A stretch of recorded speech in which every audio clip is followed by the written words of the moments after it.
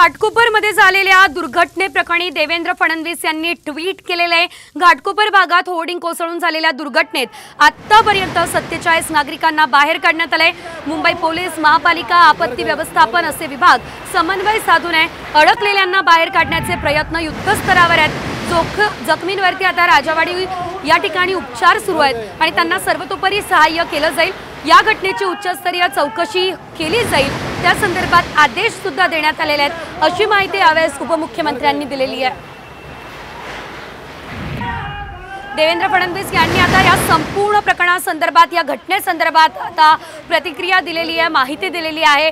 योग्य ती कारवाई केली जाणार असल्याचं देवेंद्र फडणवीस यांनी सांगितलेलं आहे। या संपूर्ण दुर्घटनेची उच्चस्तरीय चौकशी केली जाईल असं देवेंद्र फडणवीस यांनी सांगितलेलं आहे। या दुर्घटनेमध्ये आतापर्यंत 47 जणांना बाहेर काढण्यात आलेलं आहे। याशिवाय काही जखमींना रुग्णालयात सुद्धा दाखल करण्यात आलेलं आहे।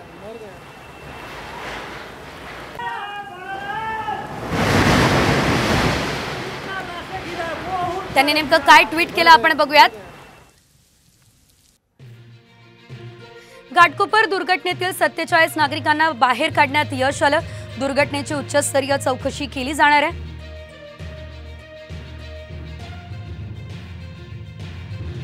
असे यावेळेस देवेंद्र फडणवीस यांनी म्हटलंय।